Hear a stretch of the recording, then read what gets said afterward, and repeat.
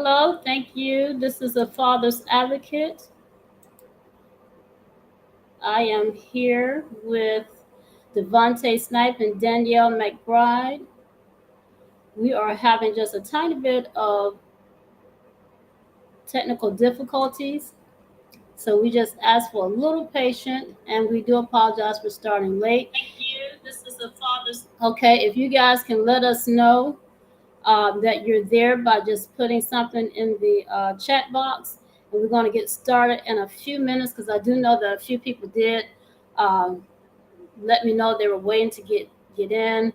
And we did have a little problems, but we're here now. Okay.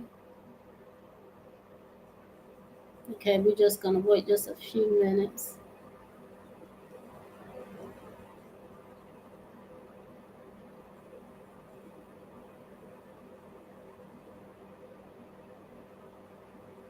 Okay.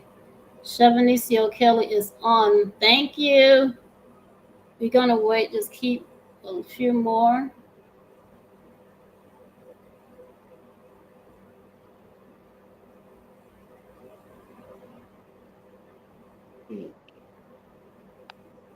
If anybody else is there, if you guys could let us know you're here.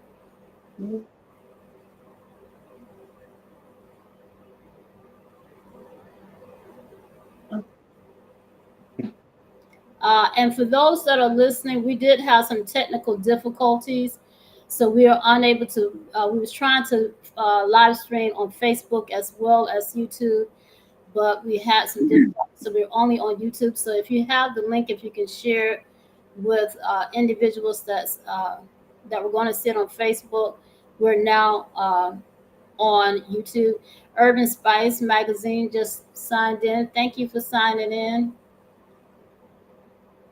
And I'm actually just letting folks know to check us out on YouTube versus Facebook.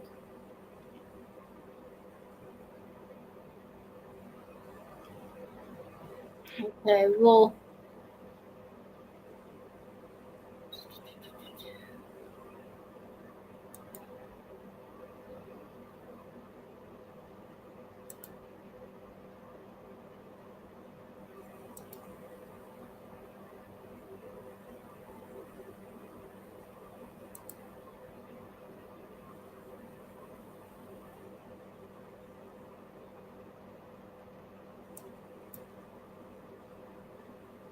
okay, just a few more minutes.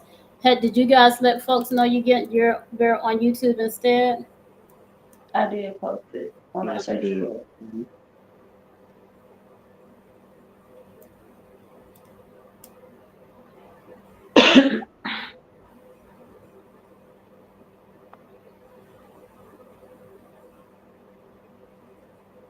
Okay, how you guys feel right now?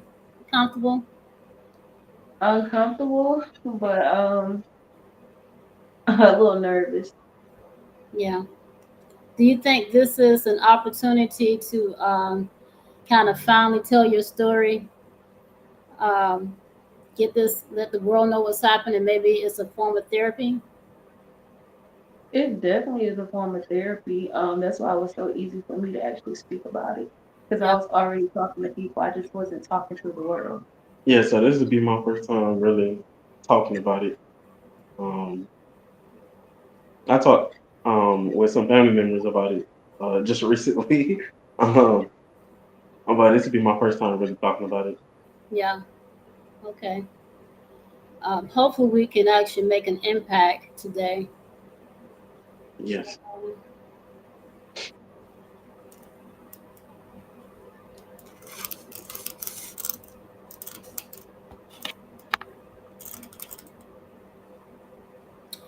Okay. We got two folks on so far. We're going to give a few more minutes, and then we're just going to go ahead and get started. Okay. Okay. Yeah. Have any questions before we get started? No. No question. I didn't. What was that, Devontae? No, I was saying no questions right now. Okay. How many minutes did you say before we would get started? I said about 2 minutes. About 2 minutes. Okay. Yeah.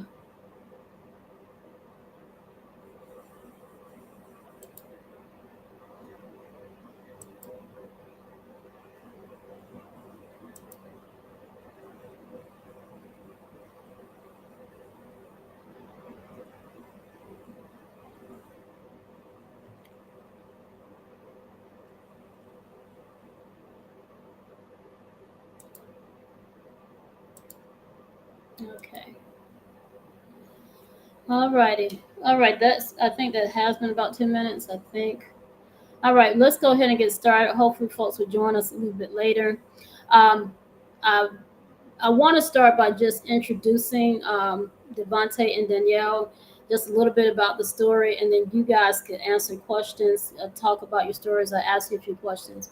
So, this is Danyel McBride Snipes and DeVante Snipes. Oh, I actually represented Danielle McBride. I think it was maybe 9 years ago, 8 years ago.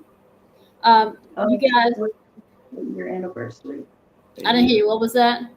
We're coming up on the 8-year anniversary for the case. Yeah.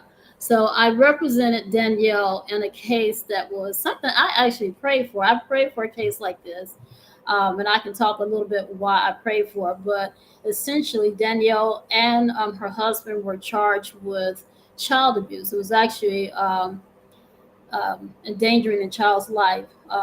Whatever actually happened is that they presented the children to the hospital. Upon finding out that the children had some fractures, and you guys can say it better, your world just turned upside down.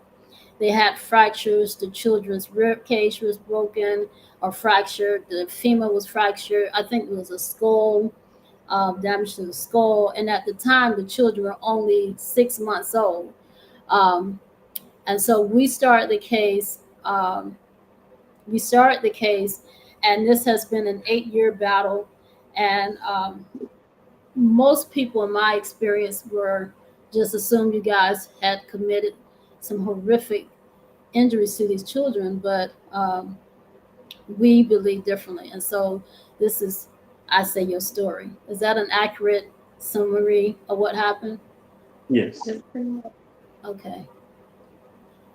So can you, Danielle, I'm gonna start with you. Can you tell me a little bit about yourself, like your demographics? My name is, see, this is where you put me on the spot because I didn't even tell nobody. But my name is Daniel McBride Snipes. Um, we are out of the Atlanta area. Um, this case started back in October of 2016. So we're actually at the week of our case anniversary. Um, at the time, I was a college student, but I actually graduated from Georgia State in 2017. And then I got my master's in was a master's in business administrations with a focus on project management. Um, I work in the nonprofit sector. I work with the Center for Truth and Healing as a program facilitator, as well as the community engagement. Um, Actually, any role they need me to fill whenever we're doing any events or activities. Outside of that, I'm also the marketing director for Mirror 90, which is another nonprofit. I am the chief aide to Queen Shantae Lene Herford of the Nation of Shira. Um, and I'm team mom to my son's football team. But yeah, that's basically me. Okay. And then Devontae? Well, my name is DeVante Snipes. Like Danielle said, that we've been in this case. It started this same month. Has been basically the anniversary for us. We always try to see this month as it was always a bad month for us, but we here trying to share light to other people. Um, I am a father of four boys. I also have been a manager at FedEx for about 4 years. Um, I I'm just a active person in my children's life. I spend the majority of my time working, trying to provide and pay the bills. But for the most part, I'm here as an active person in my family. Okay. Can you all tell me how this started? How did you all get to where you are now? Ooh, so you ever got that feeling where you just knew something was happening? And it was like a regular week. It started out on a Monday. My cell phone got stole first. And then on Tuesday, my friend's car got stolen from our house. And then we get to Friday and they take the kid. So it just all hit us in through. But that was a major. Um, we basically woke up that Thursday. Excuse me. We woke up that Thursday morning and we noticed as we was getting the kids prepared for daycare that our youngest twin, he had a swollen right arm. And so me being curious, I'm like, I didn't pick him up from daycare. So did you see this, Vontae? Did you notice this? And then I moved it to see if he was gonna cry or anything, and he didn't make any kind of noise. It didn't bother him at all. So I was just like, okay, let's go to the daycare, see what's going on. So we go to the daycare, ask the director and the teachers in the classroom that they were in. They said they didn't know what was going on.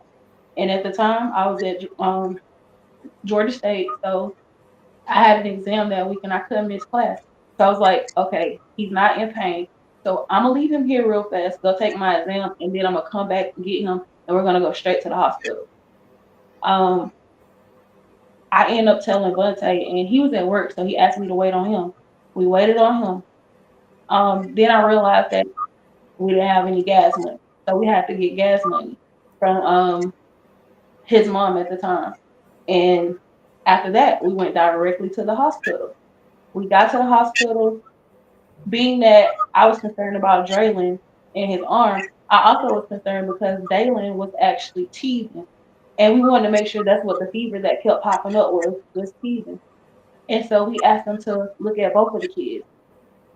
So when they were looking at Draylon, we went and did an x-ray and I was asking questions, but they was like, oh, it's nothing. We're just doing a little x-ray, trying to see what's going on. And then they take us to the room. We sit in the room for hours. Then like the nurses, they come back and forth. And I'm just like, what's going on? One of the nurses says specifically, whatever's going on, it's genetic.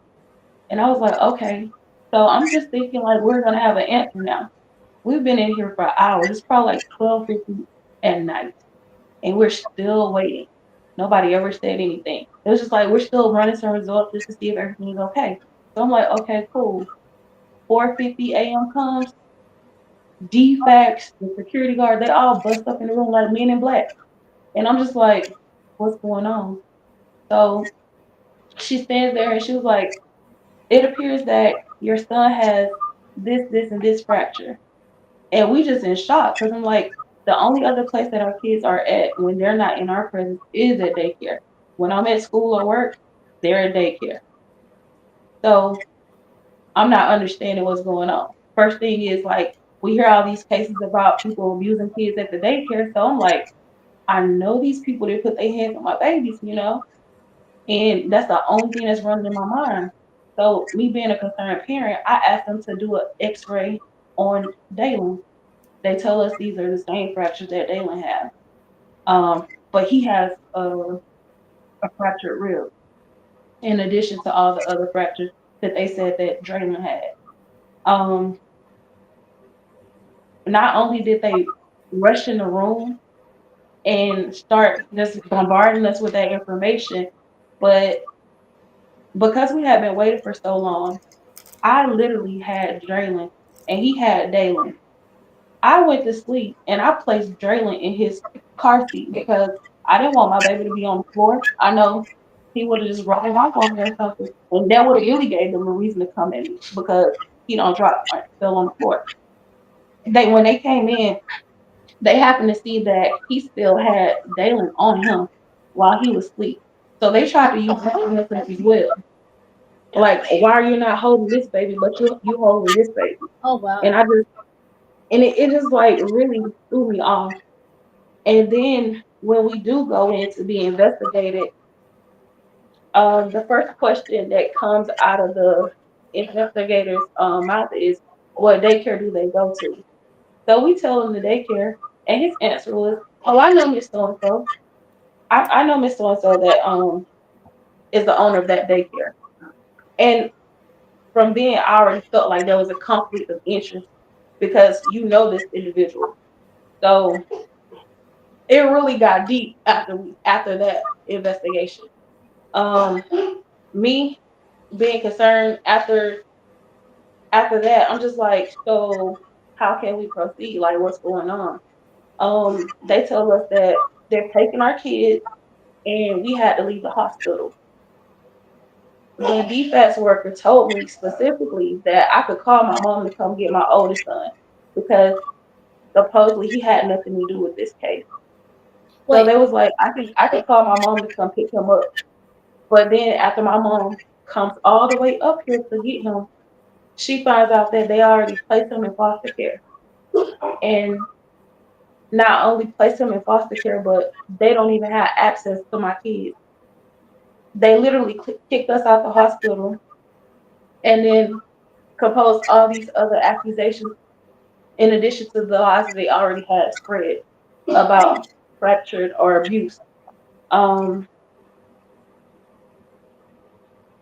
it really took me. It made me numb that day, like because the day that they actually took my kids also marked the 18th year of my paternal grandmother's passing. And so when my mom came up, my dad did come up, and usually he's always present. But I I I understood at that moment that it's just like I was going through, he was also going through. So I wasn't mad or anything. I still tried to show compassion even when I was going through. Um, and I guess what really made me not even it made me mad that I was dealing with this, but I think what really gave me a sense of peace is the fact that when I got home the that day after my family all came up to be with me, the news happened to be on, and literally it was speaking on a mother. She had literally just left her daughter, her 2-year-old daughter at the house with her boyfriend, and he basically him and another guy sexually assaulted her daughter, and when she found her she was unconscious. So they literally airlifted her to a hospital, and the hospital that they airlifted her to was the same hospital that our boys was at. So at that moment, instead of feeling any hurt or being angry, I just had more compassion and grace for somebody else because I looked at the situation as, yeah, I'm going through something, but there's somebody out there that's going through something much worse than me. And I know I was dealing with a temporary loss of my children where we weren't able to get them at that moment, but I knew they were still there. Whereas this lady literally lost her child. So at that moment, I was like, God, I understand that this is only a temporary situation, so I'm not going to stress it. But I had my moments. I literally had my moments. Like, I literally can I ask daily you just a question? praying. Can I ask you Yes. a question? Um, Steps to elevate, wanted to know what hospital.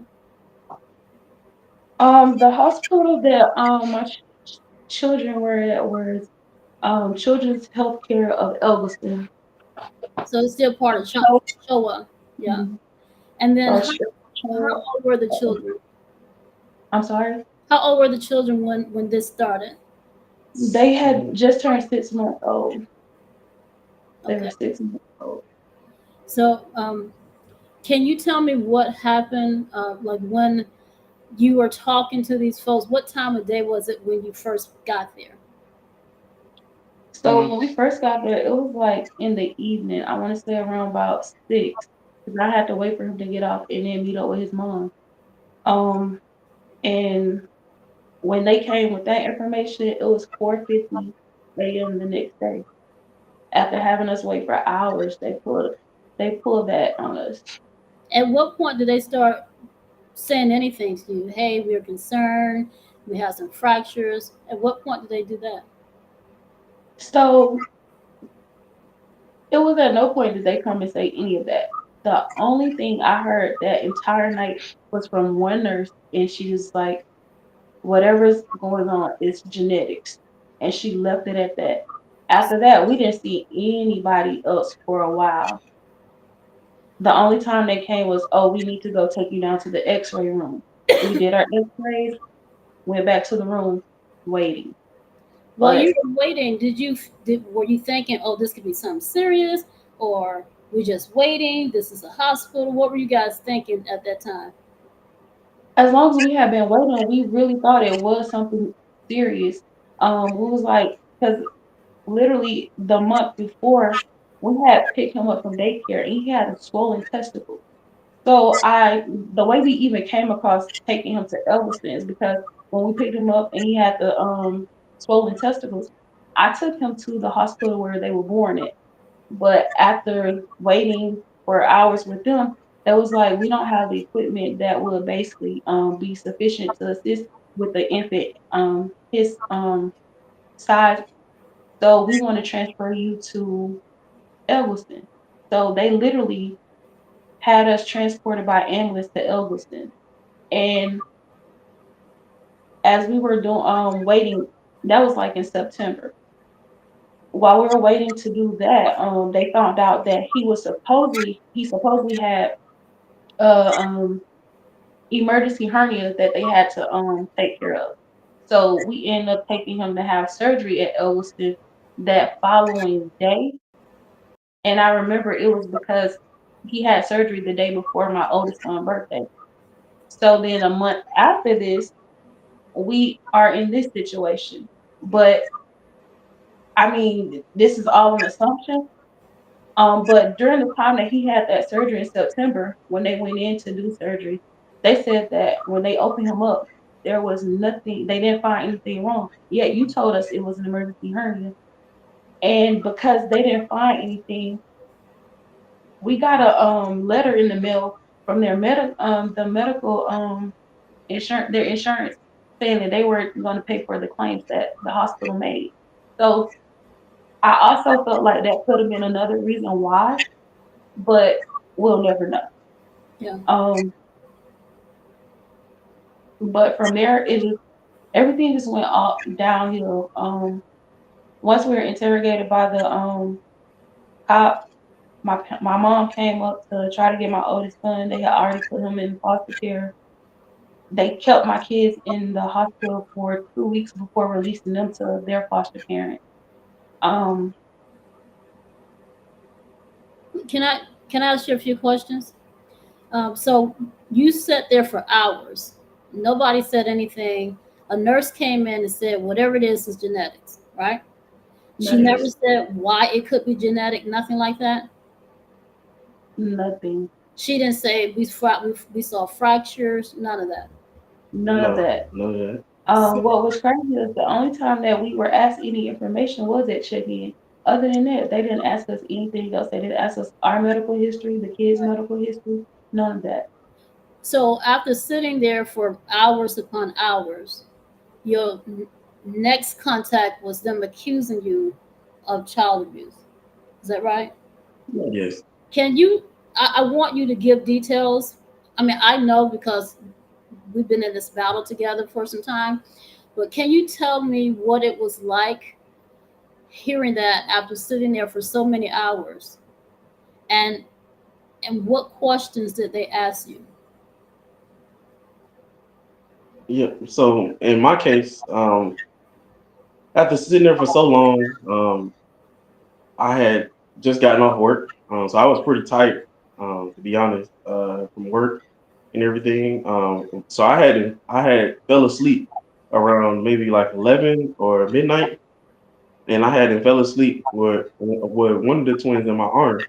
So when we get woken up, and I get woken up to all these questions being asked, or asking me, do I hold this twin more than the other one, or or am I aggressive with them? Do I get mad at my twins or anything like that? It was it was heartbreaking to me. It was I was lost and didn't know what to be mad at or what to assume because nobody informed us beforehand. Like, hey, is something wrong? Uh, you know, they didn't inform us of anything. Like when she said the nurse came in that one time and we hadn't heard from nobody, we were just sitting there for hours before we heard anything. So it Did you was it was some it was something difficult to deal with, especially did being woken up out of your sleep, early in the morning and be questioned. And it wasn't just like one or two people came in; it was like 5 or 6 people came in. Like they ganged up on her. Yeah, that was my next question. You guys felt intimidated, and were they essentially pointing the finger at you? You did this. You did this. It yeah. basically was that you had the one girl that came in there like stormed through, and she was like, "We have this, and this going on," and she started asking those questions. Then you have, I guess, her supervisor with her. So one got one baby, the other one came and got the other baby from me. Then you got the security guard, then the investigator coming in. So like we were intimidated, and it's more so like where this coming from? Like, did you get abuse from this? Like my kids go to daycare, they go to their pediatrician. They're the first line of defense if they feel any type of abuse going on. Nobody ever contacted you regarding us. Yeah. We had a great relationship with the daycare owners before this case started, and So then they showed their true colors too. yeah, I want to acknowledge a few people that got on. Erica Rose. I actually know Erica Rose personally. She said that this happened at the same hospital at Choa. Steps to Elevate said the same thing, same hospital. When you guys start were being questioned, did they ever say, "Hey, we think you all did it"? Did they ask you what happened? Did any of that happen during that interrogation? No, they was asked me. They was acting off the wall, like they came in and asked me, do I hold one twin more than I hold the other one? And I said, why would I hold one twin more than I hold the other one? Like I don't understand what you're trying to make up or come up with. It was questions like that was throwing me off, and I just remember that one specific question because that was the one that startled me the most. Was like, what kind of question is that? Like I hold both of my sons, Yeah. and it was just I really I was thrown off by it. It was nothing that like I didn't know how to react to it. Like Yeah. So what happened once they came in and all these folks come in interrogating you, trying to intimidate you? What happened after that? That's when they were like, we're gonna ask you a few questions and separate you guys. Um, he took me before he actually separated us. Like I said, the first question that came out of his mouth was, "What daycare do your children go to?" And once we told him the daycare, he said, "Oh, I know Miss So and so." So, like I said, I felt like there was a conflict of interest as soon as he said that because you know this person. So you're automatically gonna be biased to the situation. You're not gonna be biased to the situation when it comes to us. You're already looking at us as we're guilty because you know this person. And so um after he asked us that question, he ended up separating us and asking us individual questions. Basically asking us our a alibi for our day. And we told him the same thing, like nothing switched up because we were being truthful. And next thing I know, they're telling us we have to leave the hospital. But when we leave the hospital, we don't get to leave with our kids. We have to leave them at the hospital. So, like I said, I called my mom, told her she got on the road like that. And when she got to the hospital, they had already took my son and put him into the foster care system. My oldest son, he was 3 at the time. And then with the twins, they're telling us that they were fractured, and we found out they were providing them with medications for brittle bone and rickets. Wait, And they were actually providing them medication for that, yes, but they were still interrogating you for abuse. yes, yeah. Okay. When they were interrogating you, did you guys feel at that point you were a suspect, or did you still were you still thinking, I just want to get to the bottom of this? I was thinking I want to get to the bottom of this, So I was like, the only other place my kids go is daycare.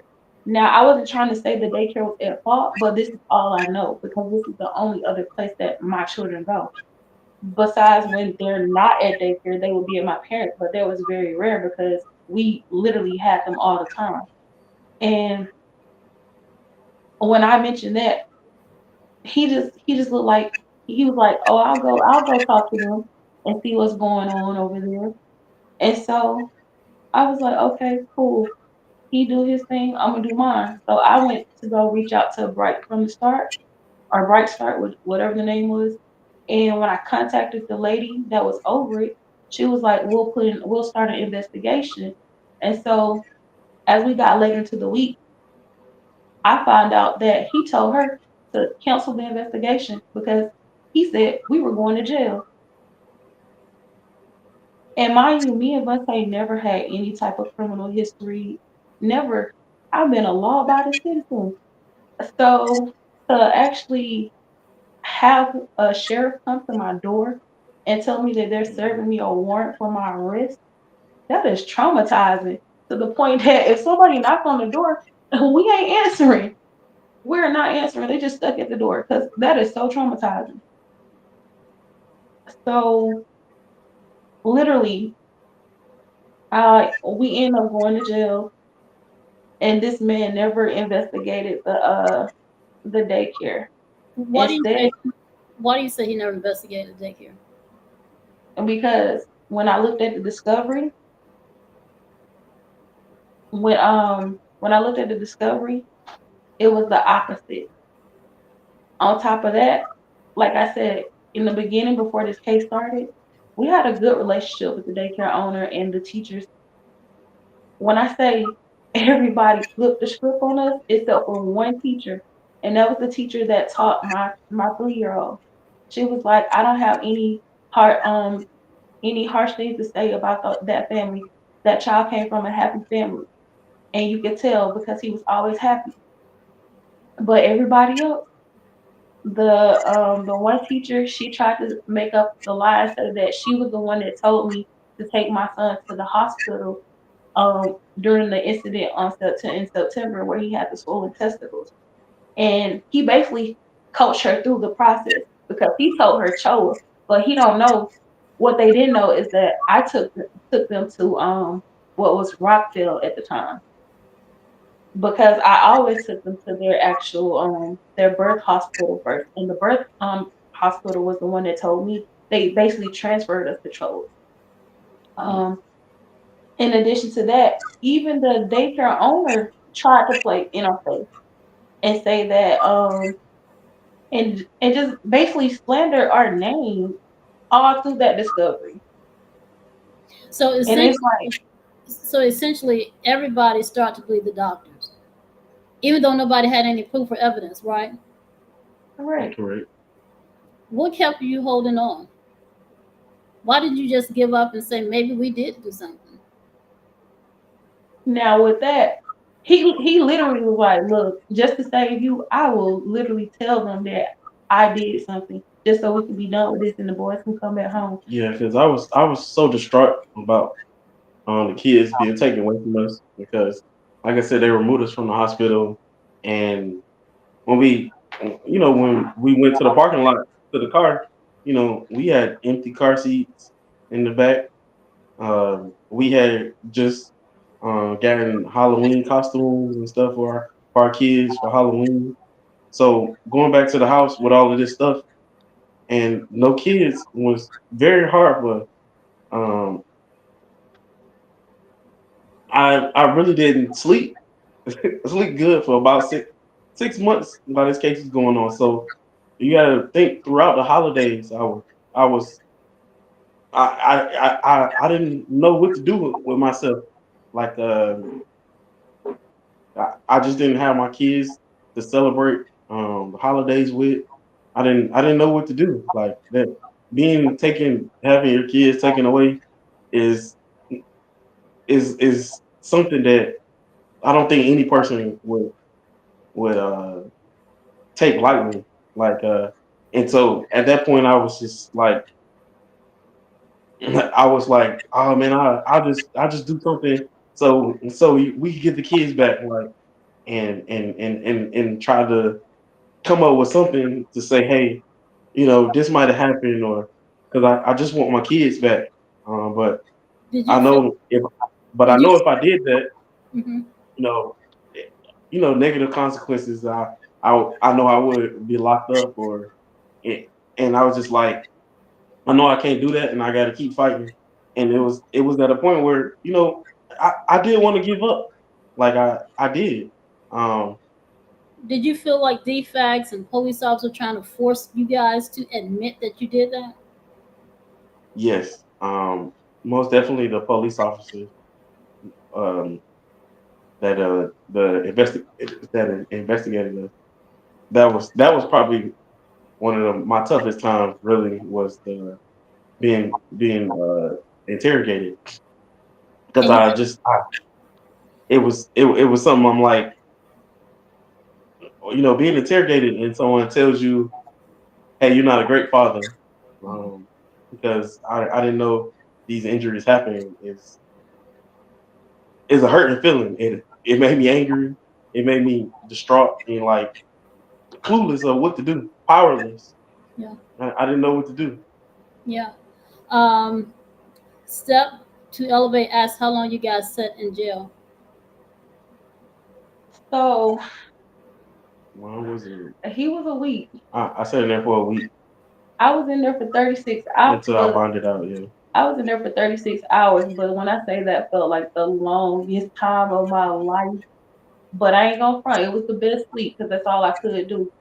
But that was the longest 36 hours of my life. Like, I was like, me and my friends would joke about how we not going to jail. And I'm like, look at me in jail, like trying to hold down the block. But yeah, that was pretty crazy. But one thing about it, like throughout that whole process, like the presence of God has always been with us because I literally went in there. Well, before I even went in jail, like I said, they came and knocked on our door, and I happened to be upstairs working on an assignment because I had a paper due the next day. And I was like, who's knocking on the door this early in the morning? My mom didn't let me know she was coming, her and my dad. So I'm just like, who is it? I look out the blinds, and it's a female officer standing in the middle of the street. And she was like, I see you up there, come down. I'm like, what's going on? And let me go down so she embarrassed me. I got neighbors. So I go down, we open the door, and it's a male cop at the door. And he was like, are you Danyel McBride, DeVante Snipes? Because we have a warrant for your arrest. And so Devontae was looking at me like, now you know you shouldn't have opened that door. And I was like, I'd rather them get me here than at work. So, because I don't want nobody in my business. So, I end up, first thing that came into my mind was, let me say I got to go to the bathroom so I can go call my mom and them and let them know what's going on. So, I tell the officer that, and she was like, well, I'm going to follow you upstairs. And I'm just like, I promise that's all I'm going to do. Like, ain't nothing else going on. But she followed me upstairs. And so I ran in the bathroom, called my mom. She didn't answer because she was at work. So the next person I'm gonna call is my auntie because I know she's gonna pick up on me. And so I called her and tell her what's going on. She was like, I'm gonna call your mama. And so I grabbed my phone and she was like, okay, it's time to wrap it up. We gotta go. So we go downstairs and we're walking outside. And I was like, look, can I just lock up my house and everything? And I promise you, we're gonna comply. And so instead of them cuffing us from behind, they just cuffed us in front. And he went to the car with the male officer. I went to the car with the female officer. And she told me, she was like, well, why you in the car? I'll let you call your mom. So I called my mom and told her what was going on. And when I say her, my dad, and my auntie, they came up here like speed of lightning. It took them a long time to get me out because they had to find somebody that was willing to, help. They had to get with the bail company. And for those 36 hours that I waited, when I say God was with me, like literally I sat in booking for a minute and I was just like, please God, I'm just asking that you be with me while I'm going through this process because I ain't never been to jail. I see the stuff on TV and I just don't want to deal with all that. And I remember the one lady came in and we had been sitting there for hours, so she was hungry.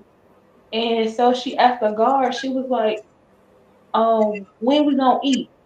And so she snapped on it. She was like, you should have ate that gel you stole. And I was like, Lord, please don't let her say nothing to me because I ain't trying to be in the hole on my first day either. Because, like, I'm nice, but don't get it twisted. I don't care about your titles. So, after being in the booking process for a minute, they finally took us to the back with the tripods and all the other stuff. And I'm just like, I see this group of women just rush up, and I'm young, so at the time I'm like, I ain't nobody fresh meat. I ain't trying to go through that process, and it was a little scary. But they end up sending me to the opposite tripod, and all the ladies over there, that was cool, calm, and collected. And so when I got in the room, my bunkie at the time happened to be outside. So she came back in and she was just talking to me and everything. And it wasn't so bad.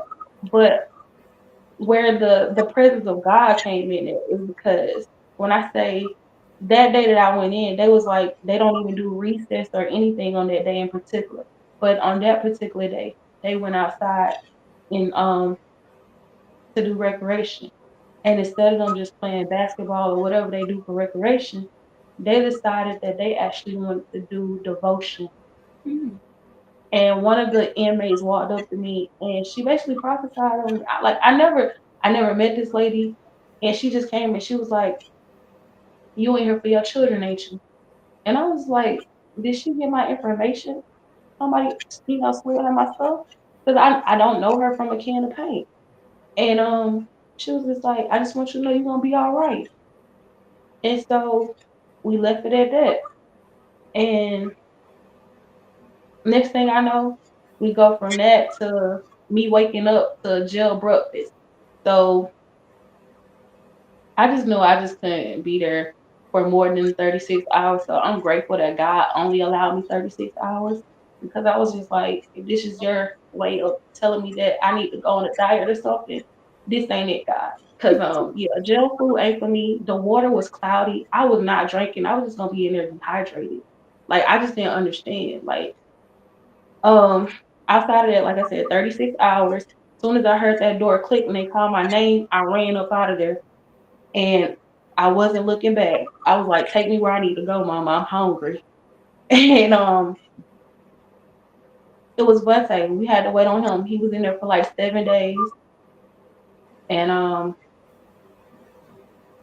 he eventually got out. And after that, that's when everything really got real for us. Because we went from going to jail to now being on the child abuse registry, which is basically the same stipulations as a sex offender.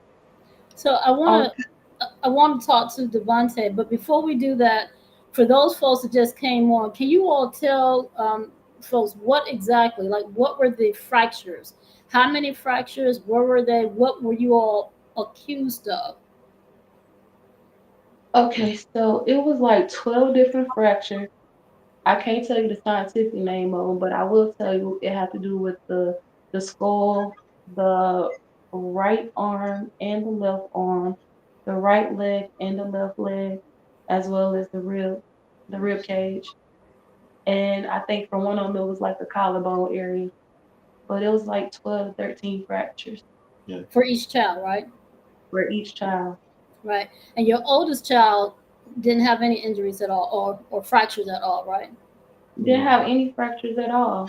Yeah, So they wanted to say that the only reason he wasn't getting abused is because he can talk. And I was like, oh wow. So they And do a not lot only of assumption, right? Defects, and the police officer, law enforcement did a lot of assumptions. they yeah, did. Another assumption they made was that because they couldn't say that he was being abused on a physical level. They wanted to say that he was being sexually abused. Right. Yeah. So my mother, when she did get him, we had to take him through the process of going through um uh they basically did a interrogation for him and then tried to do psychological testing on him. Right. So So, DeVante, can you tell me how it was your experience when you went to jail? Because this is your first time really talking about it, right? Yes, it is. It's my first time talking about it.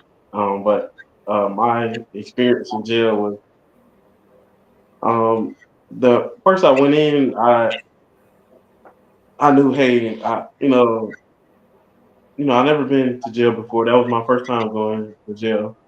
Um, so just going in was a shock to me in general, because I had never been booked for anything or taken any fingerprints or anything. So when I went through that, I was nervous, but I was more so defensive, like I'm going to, do everything in my power to defend myself. Um, but when I went in, they give you your phone call. My mind was so blank, I couldn't remember nobody number. I couldn't remember not one person number. Um, when they gave my phone call, so here I am trying out two, three different numbers, and like, oh man, I just hope somebody answers because I don't remember nobody number. So that was a hurting feeling for me. Like, oh man, when I actually need to remember somebody's number, I don't remember it. Because at this day and age, we technology age, so we got all these numbers in our phone and don't remember, the numbers that we need to remember. So it was hurting for me. Like, oh man, I don't remember nobody's number. I don't remember my mom's number. I can't call nobody. So at that point, they took me in and had me change clothes and everything.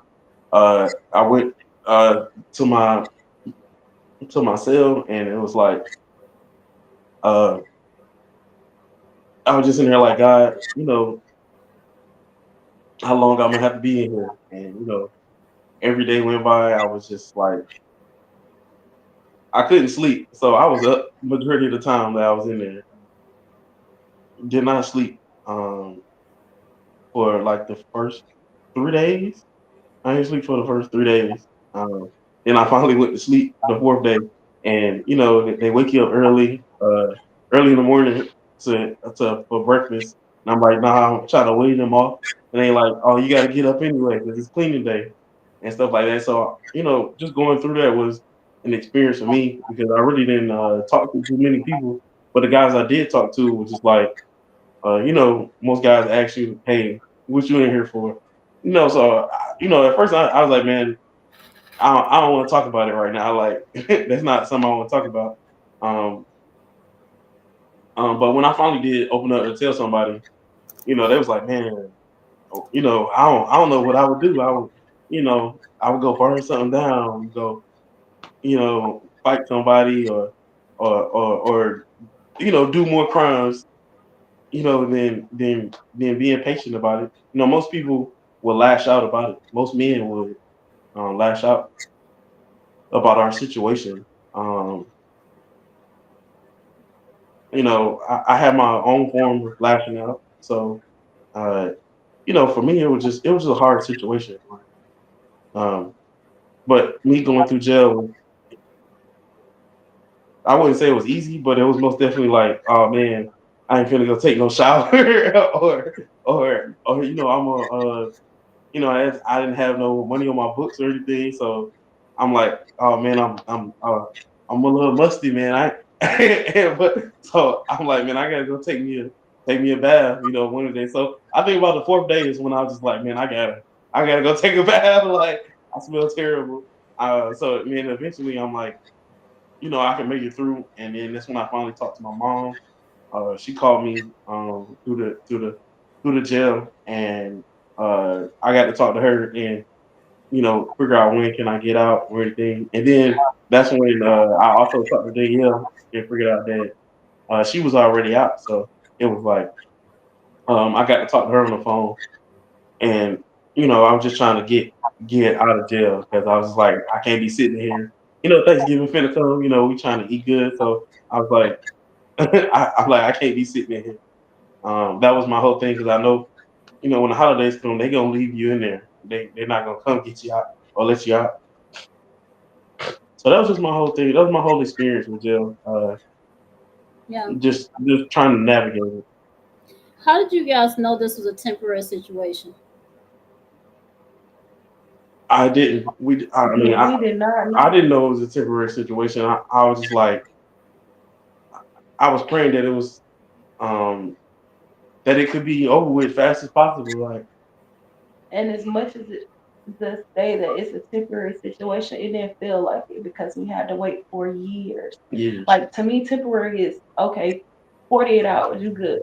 But this was dragged out from the civil case where, like I said, we were on the child abuse registry. They pushed that case back like several different times. But the day that we did go to court, when I say the judge was like, reversed and got our names removed, I was like, there's nobody but God. Yeah. Um, but the criminal portion of it, it was dragged out for a long time, and COVID didn't make it any better Yeah. because we really wasn't seeing no court date once COVID hit. So I want to talk about your case because I know a lot of families that have gone through this. One thing that was good about your case, your children did go into foster care, right? How long were they in foster care? So my kids were in foster care for 2.5 months. Okay. Um, What happened? How did they get out so quickly? so we had to go to court 3 different times. Um, I literally had to sign them over to my parents in order for them to get out the system because DFAC's whole idea is they're here to reunite the family, but what they were really trying to do was tear us apart by terminating our parental rights and putting our kids into adoption. So when you told me that, I was like, the best thing for me to do is to sign them over to my parents, and at least I know that they were going to be taken care of, and I'll still have some form of contact with them. Because once we went to jail, we weren't able to. We had a condition on our bond where we couldn't see our twins for 2 years. So it it was devastating because we were able to see our 3-year-old, but we couldn't see the other two kids. And most people be like, "Why didn't you take the 3-year-old if you were able to get him?" I wasn't separating my kids. They were already going through enough. Like literally, when they went into foster care, they were separated. Um, and I remember for those 2 months, I would pray every night that whoever had my babies would love on them just like I did. I remember like we didn't get to see them. Well, I didn't get to see my 3-year-old for like 2 weeks once he went into foster care. And then when we did do visitation, it was only for a maximum of 4 hours for each week. And it's like here, I just didn't understand how we got to this point because here I am a mother in college, just bought a house, everything, trying to do right. And you telling me that I'm out here abusing kids. And like it really dampened my spirits. And then we got close to the holidays, and it didn't make it any better because it was that one week I couldn't even see my son because he ended up going with his foster parents to New York. So I'm like, the holidays are coming. I don't even get a chance to spend my holidays with him or the other boys. Um, and what we found out is when they went into foster care, uh, they separated the twins and the 3-year-old. So My oldest was with one family, and the twins were with another family. And the family that had my oldest, we end up we end up connecting, and we had a good relationship. Um, they were really good people, and they wanted to continue to be in his life even after he came home from foster care. Um, the people that had my twins, they were on a whole different level because we found out that while they were in foster care, I don't know, because you don't get to meet the people that have your kids until after the situation. But we never met the people that had the twins. But what I am aware of is that the officer that investigated us gave this woman a picture, and when she did take her twins to have a visit with their older brother, she basically told these people that I was a terrible mother. I beat on these babies, everything to get them to be like, when we go to court, we're gonna say that she's a terrible mother so that they can take these babies from their family. Like, it was just, when you really find out how cruel people can be, it takes you on a whole nother level of, you really want to mess some things up. Because when I found this out, I was like, in the discovery, they show the name of them, their address, and I was like, they lucky I'm not that type of person. They lucky I have a heart, I have compassion. Because if I didn't, I really would have been going to jail for real. Like, how dare you do something like that and be so cruel to say that when you don't even know me? You're just going off of the lies that he's telling you. So that was devastating. It even got down to the point where visitation became a little hectic because um, the first person that was basically bringing my oldest son to visit us, she she didn't like that my mom, my aunt, or whoever I invited to visitation, which is basically like DeVante and his dad. They were at visitation. She didn't like that, so she went back and told the caseworker that I didn't need to have everybody at visitation like that. And so I'm a nice person, but I have to get nice nasty. So I wrote a good little email, all professional, and told her she don't tell me who I can bring to and from visitation when we're trying to comfort my son to the best of our ability while he's going through something that is so traumatized to him. Like, literally, he's waking up every day and not seeing his mom and dad. He's waking up every day in somebody else's home that he don't even know. So every time I actually got a chance to visit him, I'm trying to make him as comfortable as possible to not even think about the situation. Like, we're taking him to different places, the aquarium, children's museum, whatever is gonna get his mind off of knowing that, or thinking that, oh, I gotta leave my mom and my dad and go back and be with this person. Granted, like, she was a great individual because one day he came and he was like, I'm about to go back to mommy so and so.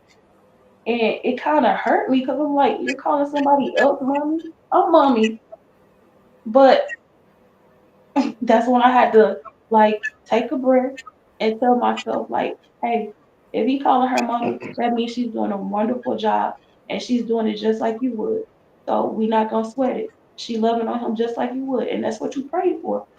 So when I actually met her after we got these kids back out of foster care, she told me, like, to comfort him, she would literally show him my picture, and that will help ease his mind. He will go to sleep, and he'll be okay. Cause it was one point where we had to even go and be interviewed by CPS, and I remember the caseworker was like, I don't even understand how you guys are going through this.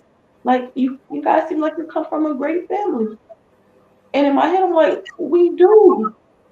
But it bothered me that they tried to say that we are abusers. Yet They were supposed to be. It's like how you're experts in abuse, but then you're not experts when it came to comforting my son to the point that you have to call me so that I could calm him down for you. Wow. Like it really bothered me. Yeah. So my kids were released to my parents 2 days after my mom's birthday. So I know that was like the best birthday present to her ever. You said that they lied. How do you know they lied? Because in the discovery that they had statements and documents stating that when they would go visit my son, they would say that his foster parents would state that he would be throwing himself down the stairs. And what they didn't know is that, like I said, we had a connection with these people. I had been to their house. So if he was throwing himself down their stairs, the bottom of their stairs is marble. They would have been in the system trying to fight defense just like we were. Yeah. So I'm like, first you lie about that. And then the fact that the CPS worker that was on our case, she left in June and they were still putting in documents that stating that she placed them in there when she no longer worked with them. Right. Yeah. I want to let folks know that we asked for a lot of stuff at the defects hearing. That was our first case. We asked for a lot of stuff and we never got anything. Um, I think we went to court on the defects case at least three separate times, and that was over a period of month. And defects just dragged their feet, right? They And did. that's when they said that they believed Dad um, was committing some type of sexual act against the eldest child, with no evidence at all. With no evidence at all. Um, and so at the criminal hearing, they had volumes, volumes of documents that never existed before, right? Mhm. So is that also how you know they lied? That's how you feel it? How we know they lied, in addition to the transcript that we received from the civil case. Yeah, There were tests that they stated they ran that the doctor didn't even state that she did. yeah, So, like, these are the words from the doctor that actually accused us. She never ran these tests, but yet you're saying that you guys ran them. yeah. One thing she kept saying, her words was, without knowing more information, um, it appears that the injuries are consistent with abuse. You remember that? I Yeah. do remember Yeah. that. So I think it's important to talk about those injuries in terms of the medical. Did they ever ask you about your medical? Nobody ever came and asked us the medical history. The only question they ever asked was what did I have them premature or full term? And they were premature because it was premature if it's before 35 weeks, if I'm not mistaken. Hmm. And they happened to come a week before full term for twin pregnancy. And that was the only question they ever asked. They never asked me my medical history. They never asked the kids' medical history. Um, and what was crazy was I had low iron throughout my pregnancy. Um, on top of that, I remember it was like in March, the week of my spring break. I was supposed to be doing activities with my oldest son, but I couldn't do anything with him because I ended up being hospitalized because they told me I was showing signs of preeclampsia. Um, and they had to give me a steroid shot. And probably 2 weeks later is when I had end up having the twins.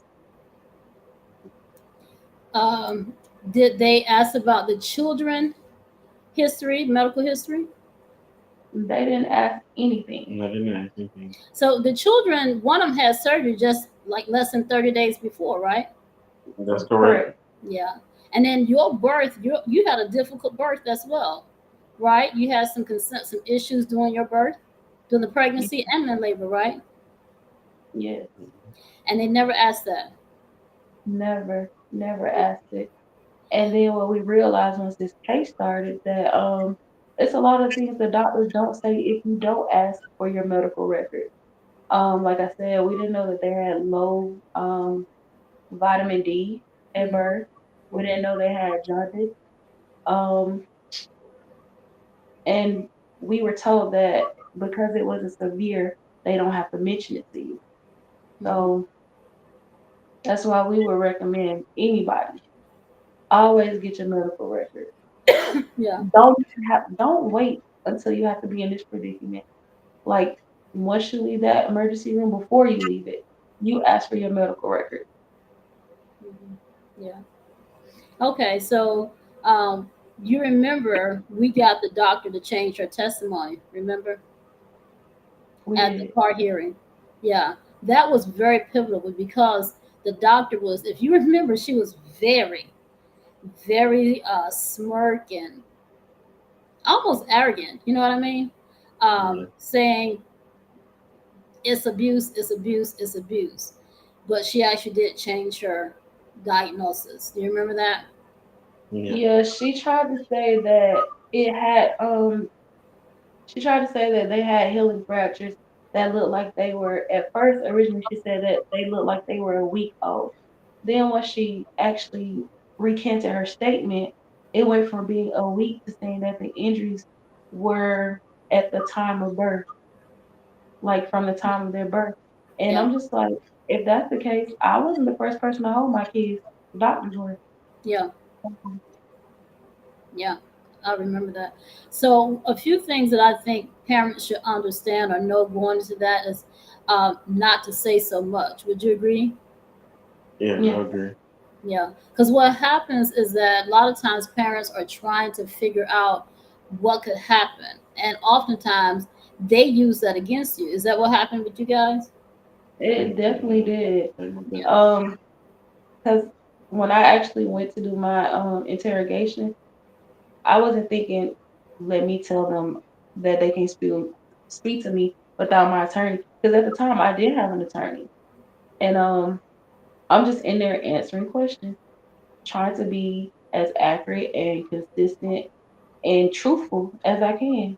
Like giving them the correct date, letting them know about any medication, any times they had to go to the doctor. Um, and that literally they tried to use that against me. And what was crazy was my parents went in there and told them the same exact thing. And they didn't get no jail time. Ain't like I want them to, but I didn't understand. Like we were very truthful, told you the same thing. So why we went to jail? yeah, yeah. Um, would you? What would you tell parents, at least at the beginning stages? What would you tell them if they found themselves in this situation? If you find yourself in this situation, I will honestly say, like I said, know your parental rights Right. and make sure you have your medical records and you know your medical history. Um, documentation is everything. Um, and get you an attorney Yeah, get an attorney. because Most definitely. public defenders, they just gonna help railroad you. I'm not gonna front. Yeah, Cause he because had three different yeah, public yeah, because with mine, it was I had three different public defenders, and each time I was grateful that Miss Hughes was in this case with us because if she wasn't, I don't know where this case would have went. Because the public defenders, I feel like they wasn't doing their jobs or what they're supposed to be doing. They was not trying to get any medical records. It was like a fight to get anything or any help, and I had no prior communication to the public defender. So if when I seen them, it was in court. That was it. I didn't see them outside of court. It wasn't like they didn't have my phone number or they wasn't trying to schedule a meeting. Like right before the case ended, that public defender that I had was the very first one that I had talked to in 8 years of this case going on. I actually went to the office and actually went in the meeting room and talked to her. That was the first time. The ones before, never. I had been to the office before trying to see the public defender, and he wasn't available. They were too busy, or they didn't have the time, or when I scheduled a time to go, they would cancel the schedule, and then by that time they had to switch to a new public defender. I'm like, man, if the only time I see my public defenders is in court, how am I supposed to talk anything over with y'all? Like, I I that's why I said get you a lawyer. If do the best that you can to acquire one, because uh, they're gonna look out for your best interest. And I feel like having a public defender was not in my best interest. I don't think it's in anyone's best interest. Now, Um, I used to be a public defender, so and that was one of my favorite jobs. Okay, that was one of my favorite positions. But I understand, and yeah, I yeah. was I there. mean, I'm not to slander all public defenders, Right. but the ones that I had did not come see me or talk to me, or they Yeah. didn't even know anything about my case. Yeah. And we were just grateful to Miss Hughes for for her just full on full throttle on helping us through both of our cases, through the defects and through the criminal case. So I was just grateful, because I'm like, I thank God that Danyel had acquired one, because I didn't have one, and I didn't have the extra funds to do it at the time. And I wish I would have. That's something that I would tell any parent going through this, any type of situation like this, to get you a lawyer. Okay, in your best interest to do it. I would say shout out to my parents because my mama, she definitely was not about to let me go up in nobody jail like that. 'Cause she know I love my baby, she loved me, and we came in. What was crazy? I literally had when I was in jail, my bunkie had recommended a lawyer to me, and I called this lady multiple times, left voicemails. She would never answer. I even called other lawyers, and they would never pick up the case. It was too much for them. And when we came and sat down with you, you asked me what was my three goals. You said my three goals, and then I told you about the attorney that I had reached out to, and you was like, "Oh, she's known for just getting you a plea." And I was like, "Look at God." And as soon as we walked out, that attorney called me, Oh and I wow. was like, "I'm sorry, but I have an attorney already." Yeah. Wow. So yeah, I feel like God, He set it up the way it was supposed to be. Yeah. I would like to tell parents and folks that listen, one of the things that you should be concerned about is even at the hospital. You guys can chime in at the hospital when everyone is talking to you. You already given up your rights right there. When they start asking you what happened, and you're trying everything in your power to explain what happened, and in your case, and like a lot of cases, they put that in the complaint.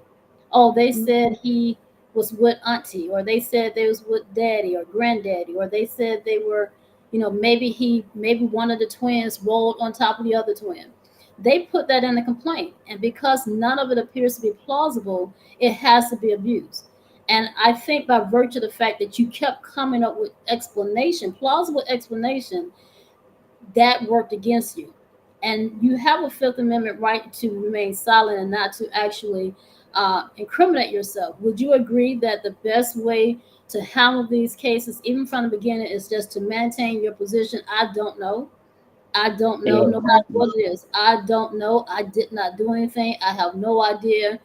Um, would you agree the best position is I just really don't have an explanation. I cannot imagine, and not to actually try to explain what happened. Would you agree with that? They will try to use it against you. If Absolutely. you trying to explain something that you do not know, they will say, "Hey, he said this and he said that, or she said this," Yeah. and they will use it against you. So it's just best to remain silent and use your rights to remain silent, because they will use whatever you say against you for real. And Yeah. it was like they were trying to force an explanation out of us because I remember when the doctor, when they were trying to interrogate us, it was like, so you have no explanation. The baby didn't fall on the floor. You didn't mistakenly drop him. what could have been? Because it was something, and I'm like, I do not know, Yeah, because I didn't do anything. yeah, because I remember them questioning me, and they kept asking me, "Well, did you drop the papers? Did you fall down the stairs? Or did you get angry one day?" And you know, when they asking me these type of questions, I immediately like broke down crying. Like I didn't do anything. Like I would never do nothing like this to my children. I don't know how these injuries came about, and they were just picking and prying. It will break a parent down. Um, I I I reacted with crying and like just telling them I don't know what happened. Uh, but it's in your best interest to really just remain silent. Don't try to come up with no excuse or say, "Well, I didn't do this or I didn't do that," Yeah. or it's in your best interest to I just be would quiet. I would like to add again for those folks that are listening, it's important to also get an attorney that believe in you and don't assume that it is abuse, because I think one of the first questions or thereabout was, um, did you do it?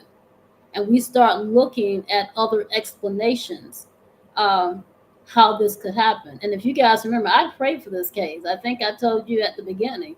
This is a case I asked God for because I wanted the opportunity to prove, I don't want to say it's a miracle, but to prove everybody wrong. And I think we did that in so many ways.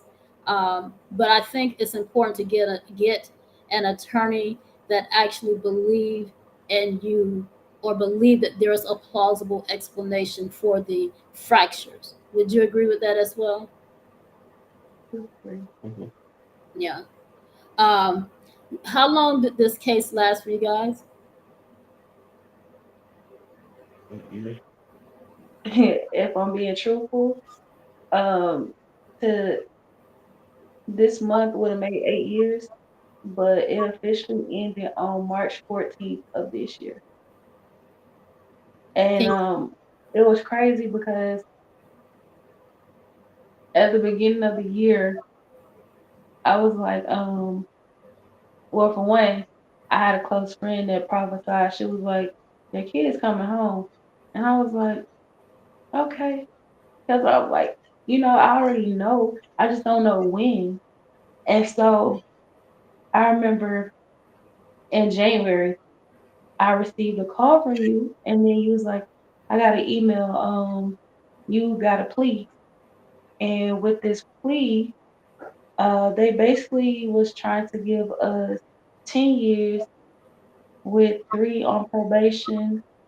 I want to say they were going to drop like the first 7 charges against us, and the stipulations were we also couldn't have visits with we had to have visitation with our kids. We also had to do an anger management class, and if I'm not mistaken, the total count of the charges they had against us, it added up to 168 years in prison. And you were like, I just need you to review this and let me know if you want to move forward with that plea. And from day one, since we even got to this position, I always told you I ain't taking no plea. I don't care what they do. And I remember every time we would meet in court, he was like, you could possibly face 30 years. I'll go in the corner, do my little ugly cry. But then my mama should step over there and be like, do you not believe that God got you? And then I'll wipe them tears up. And I remember he was like, you can take your time and tell me how you want to move forward. And I had wrote up a nice little email that and was the told second him time? That was the the second. second the second time the DA was basically like, what does she want to do? And so I was like, at this point, when I was talking to Vante, if the ball is really in my court, I just want to call this time served because we already been away from our kids for so long. And so you told me that we could either do it as a NOLO or an alpha plea. And so when me and him discussed it, he was like, at the end of the day, if you take a plea, we're still gonna be looking like we did something. So I was like, you're right. I'm not taking no plea. And so that's when I told you, we're not taking a plea. And he was like, so this means we're going to trial. And I remember we were getting prepared for trial in March. So on March the 9th, because I was doing community service with the organization that I work with for nonprofits, Center for Truth and Healing. And I had been out there since 8:30, and around 3, you was like, we're gonna do our mock trial. So I went to the side to do the mock trial, and I had to go under another alias, so nobody knew my name or anything. And I'm just sitting there listening to everybody's thoughts on this particular case, and I was just like crying, crying. But I was like, in the process, I was like, God, I trust you. And I remember me and you had a conversation before, and you just wanted me to give you a refresher of what was going on, my memory of the case. And you was like, I had to tell somebody about you. You're stubborn. And he was like, you ain't taking no plea. And I was like, yeah, because I know God got me. He don't play about me. And so I want to say the week after, I ended up being in the house, cleaning up. And then I came downstairs and me and my sister, we were talking.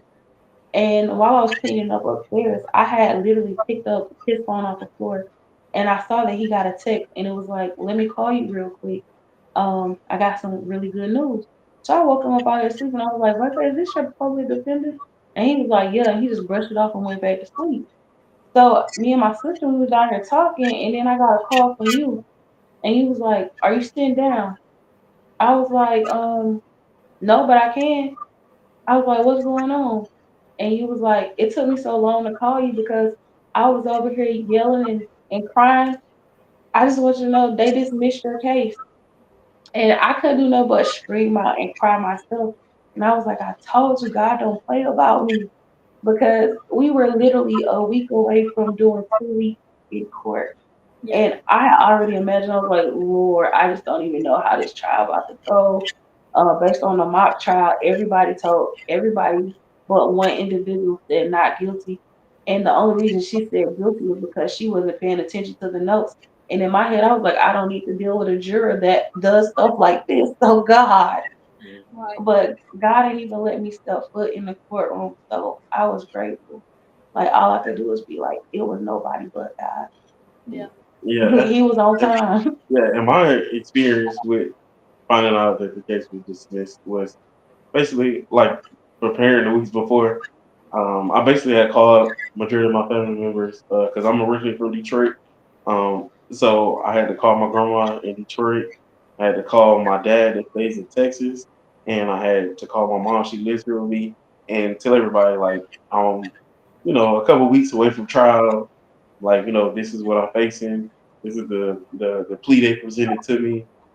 I'm explaining this to everybody, and I feel like they went up in the uproar, of like, oh man, we gonna be praying for you, and everybody praying for me, and I was praying for myself because I don't know, leading up to the case, it's like I just felt this coldness on me, like I'm like, I believe in God. I know that God has me, and that the case is gonna be dismissed. And just just the moment when she woke me up out my sleep, like she said, I did brush it off, like on my because I was tired, and I was like, okay, I'll call it back. And when I wake back up and I try to get my full hours of sleep, and when I finally woke up and I heard her downstairs shouting, and I was just like, I'm like, you all right down there? Like, thought something was wrong. And then that's when I finally looked at my phone, and I ended up calling her, and she said the case was dismissed. And I was just like, man, I just thank God. Then I still couldn't believe it. And so I came downstairs to confirm with Danielle, and I was just like, man, this is the point in my life where, you know, I know God is real. for a reason because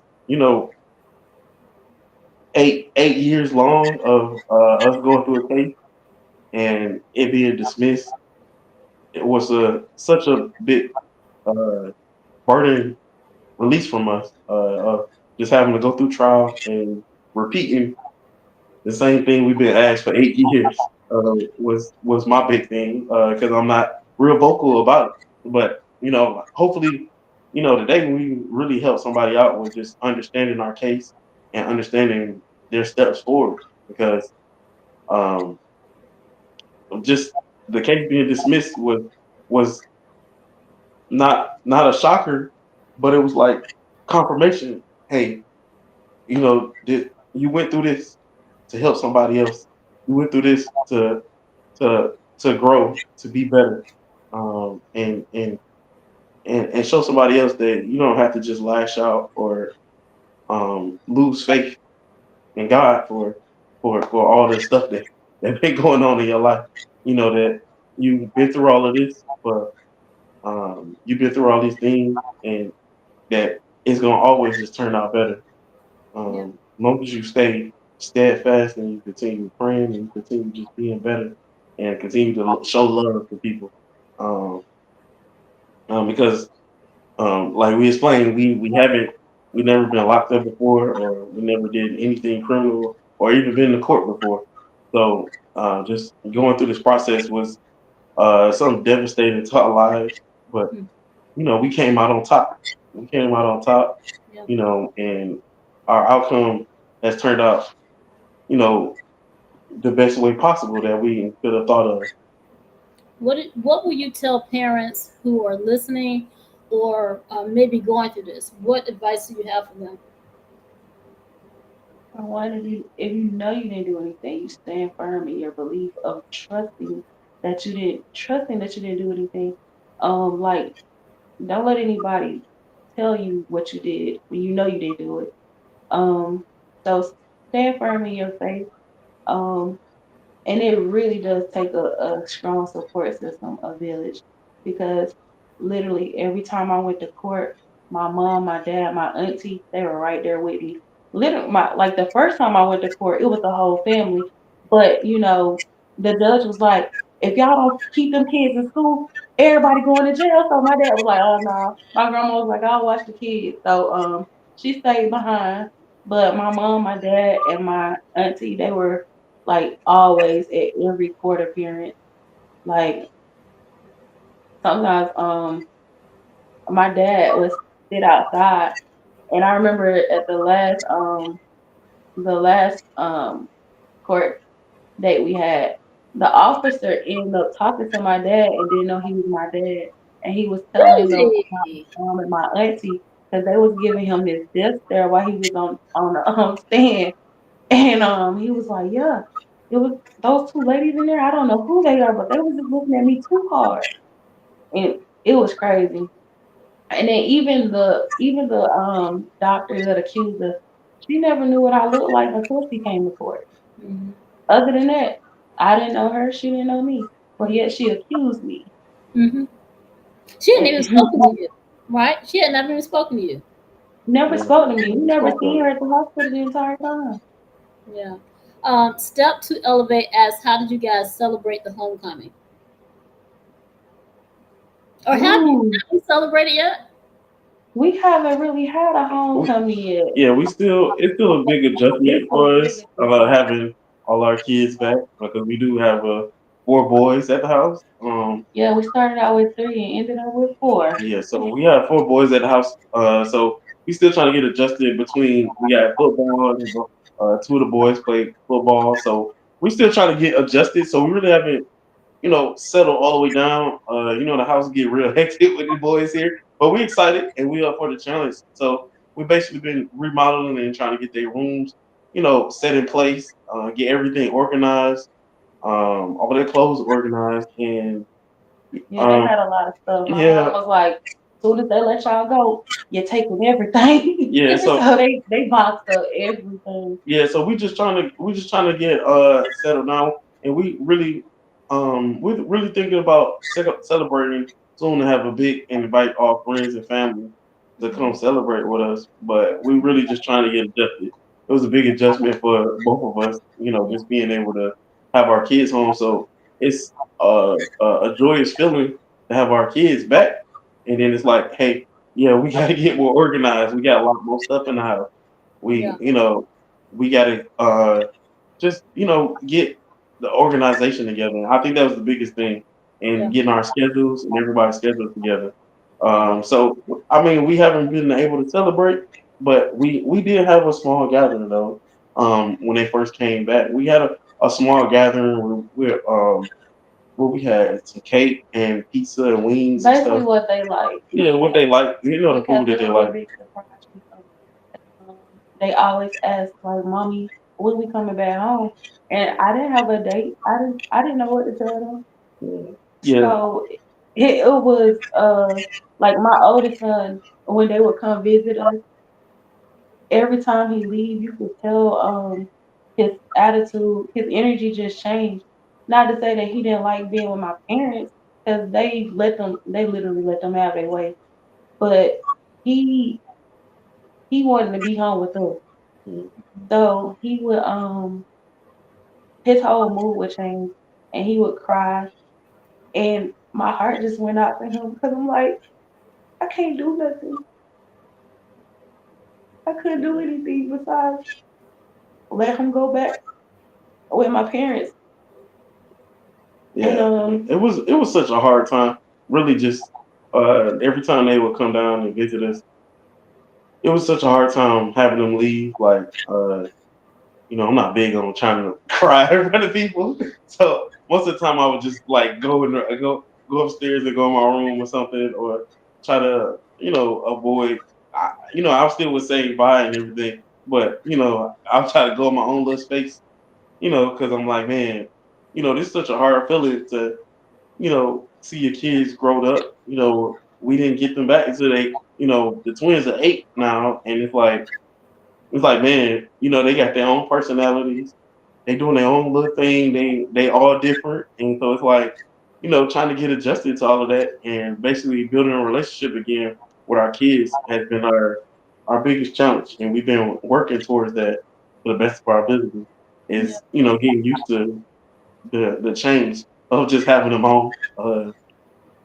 Even with our oldest, Drew, it give me a little hard time every once in a while, but I just continue to try to love on him and continue to give him hugs. And every time he like, oh, I want to do that, oh, I want to give you a hug, but I still try to give him a hug anyway because he needs it. Because before they took our kids away, he was my first son. Before they took our kids away, I just you know me and him was always chilling together. We was always watching movies together.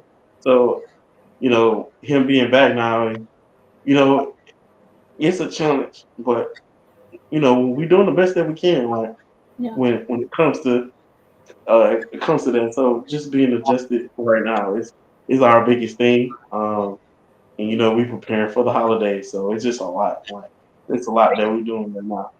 Are you Um, guys in therapy or have gone to therapy or planning to? we have not been to we therapy. have not been to I therapy. am still going through PTSD. Like when I say post traumatic stress is real, I end up having, like I said, we have four now. So when I had mine, he's two now. But when I had him, the only thing I could think of was, oh, they're about to take my baby. They're about to take my baby Right. because I'm in this group with other families that's dealing with the same situation that we are dealing with, and I just see some of the moms where they was like they tried to hide their pregnancy, but CPS found out and they came to take their babies and everything. Yep. And so that was traumatizing, especially when um, after he was born, we had to take him back to the hospital to get a test ran on him. And the hospital they sent us to was Choa. Yeah. So when I say I had a panic attack, I called my mom and I was like, look, they trying to take my baby. I can't take him. You gotta come up here, you gotta come up here. And she was just like, calm down. It's like she didn't sweat the problem because she's desensitized to the situation. And it was like it kind of made me mad at my mom for a little bit. But then next thing I know, before I had to leave out the house to take him to the doctor, I get a knock on the door. It's her and my dad. So she gonna talk her up, but she gonna pull up for me. So and I appreciate her for that. Like my mom and dad are the GOAT, not just being parents, but being grandparents. Because whatever we need, they come through. So I appreciate them. What message do you guys want? Like, what's the purpose of you coming out and talking about this?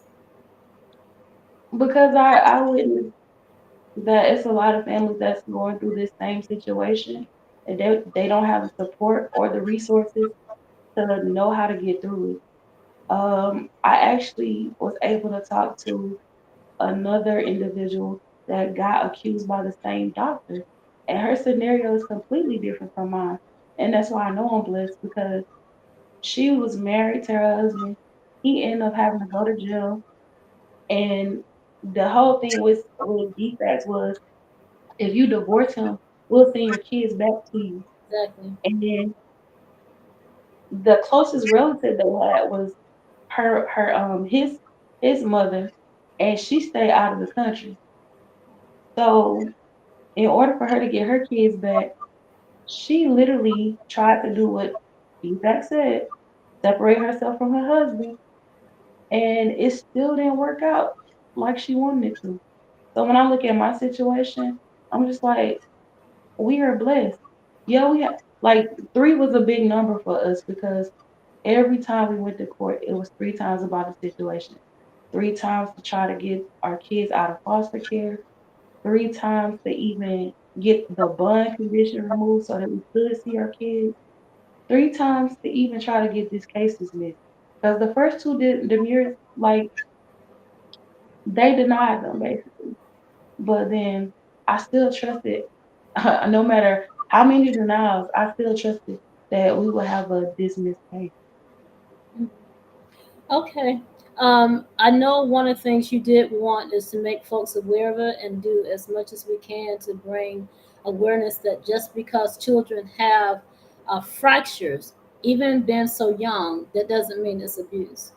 Um, and so, for those folks that are listening, our goal is to actually maybe lobby Congress. We want to talk to our legislators because there's too many folks that's probably sitting in prison now who are in prison because even some attorneys believe it's abuse, it was an injury.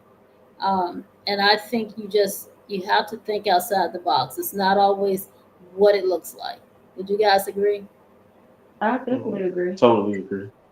Is there anything else you want to add before we go that you think will be helpful to the folks that's listening?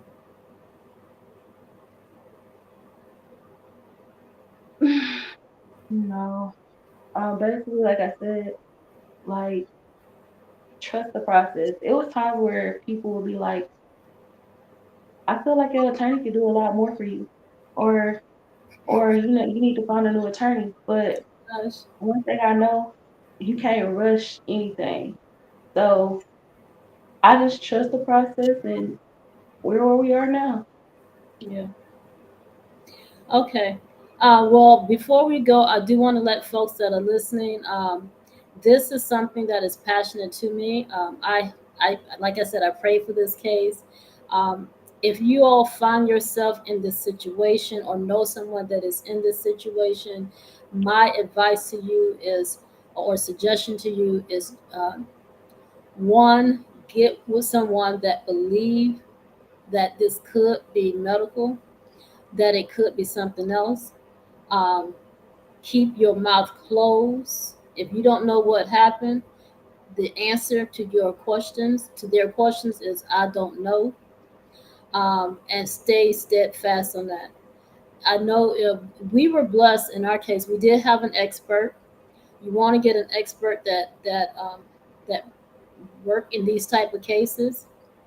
Um, You want to make sure that you ignore all the naysayers, because in your case, I would like to think that other than your parents, I was the only person that was not a naysayer. Everyone said that this was a crime. Every Mhm. single person, um, every single person said that this was a crime. You guys did something. And like you said, even the daycare folks, it was amazing how they turned 360 degrees. They started Mhm. saying that I told them to do it. I said they did, and what it was is they was trying to get the liability off of them. That's what it was. Mhm. Um, Mhm. but in any event, so a few questions was your so we have a reason. Two folks asked, who was the doctor accusing? So we have agreed not to disclose those names at this time because there might be some other things down the road, and we need to make sure we protect Danielle and DeVante's rights. But let's just say they from Choa, okay? They're from Choa. Um, what we did have a really good expert. I have used him before, Dr. Golosnik. He was awesome in trying to explain what happened. Um, yeah. Are you guys open to answering any question? There were two questions. If there are anyone that have any questions, but are you guys open to that? I know it's kind of late, later than I actually anticipated, but do Well, anyone have any questions that you would like to ask before we go? Um, while we're waiting for that, I'll just say if you guys need consultation, I am available for that. You can reach me at info@thefathersadvocate.com. And then our number is 678-274-6530. Um, this is truly something like I truly enjoy this because what it looks like to me is we are trying to prove the impossible. Because that's what it felt like representing you. It felt like we were trying to improve the impossible. Yeah. Would you agree? I do agree. yeah, I agree. Yeah. Okay. So it doesn't look like anybody have any more questions. Um, so I'm going to probably end it here unless we get something right away. But I want to thank you guys. I know, Danielle, you got some stuff in the works because of your experience. You want to talk about that? So I am writing a book, but I'm not releasing the name of it right now. But I am writing a book that goes more in depth about the situation, as well as we're looking to start doing work on a documentary to reach out to other families that's going through the same thing. So if you or your family member are dealing with this type of situation and you want to get your story out, please feel free to reach out to me. You can find me on Facebook. I'm still Danyel McBride, and Danielle is Delta Alpha Nancy Yankee Echo Lima, DANYEL. Um, just feel free to reach out. We're looking to do a documentary to cover various families that are dealing with this because I know everybody didn't see the outcome that we saw. Like there's some families that they actually experienced jail time or not being able to have their kids back at all. So we have to make these situations aware of. So just feel free to reach out to me and we can move forward. Yeah, Step to Elevate asks, would you be willing to meet with family? Um, and so, yeah, and then Step to Elevate also want to make contact with you, Devante. So I think if you get in contact with Danielle, you guys can get in contact with Devante, right? Yeah, vice versa. Yeah. Yeah, absolutely. Okay. If there's anyone else that want to have any questions, listen, you have rights in this country. You have fundamental rights. One of your rights is to keep your mouth closed, and I cannot enforce. I can't say it enough. It sounds um, kind of kind of mean to say to keep quiet, but I'm telling you, I'm telling you, keep trying to explain. You are waiving your rights. Bottom line. I can say it because one, I am a criminal defense attorney, and I have also handled this case itself. You give up your rights when you start talking and trying to explain. If you do nothing else, your response is, I don't know. That's it. I don't know. You guys agree with that? Definitely agree. Yes, totally agree. I don't know. Okay. Well, again, this is attorney Ella Hughes. I am the father's advocate, the bulldog attorney fighting for justice. If you want consultation, if you have a case similar to this or any other case concerning your rights as a father, you can reach me at info at the father's advocate, or our number is 678-274-6530. And I'm going to go ahead and sign off right now. Thank you again, guys. I truly do appreciate it. I hope this has helped you, because I know this is the first time you told that many people about it. So I hope it has been a form of therapy, and I hope we were able to help some folks. I really do.